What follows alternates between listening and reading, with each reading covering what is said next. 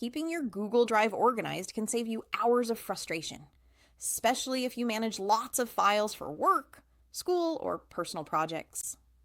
In this video, we'll share practical file organization ideas for Google Drive that help you stay productive and find what you need fast.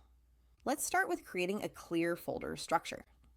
Instead of dumping everything into My Drive, organize your files by main categories like work, school, personal, or projects. Within each folder, create subfolders for specific tasks, dates, or clients. For example, under work, you might have subfolders for reports, presentations, and meeting notes. This hierarchy makes it easy to locate files quickly without searching endlessly.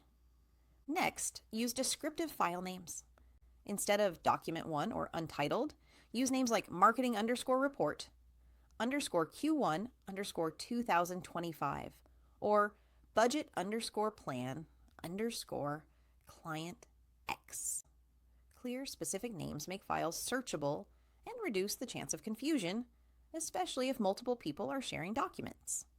Another great tip is color coding folders. Google Drive allows you to assign colors to folders, which is a simple but effective way to visually distinguish between categories. Pair colors with emojis for an extra layer of organization. For example, a green folder with a leaf emoji for personal or gardening files, or a blue folder with a briefcase emoji for work projects. Utilize shortcuts instead of duplicates. If a file belongs in multiple folders, create a shortcut rather than copying it.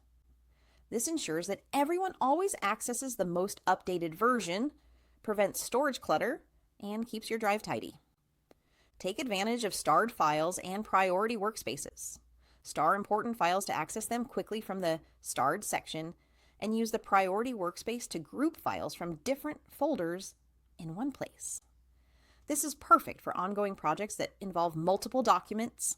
Regularly clean up your drive. Schedule a weekly or monthly review to delete unnecessary files, archive old projects, or reorganize misplaced documents.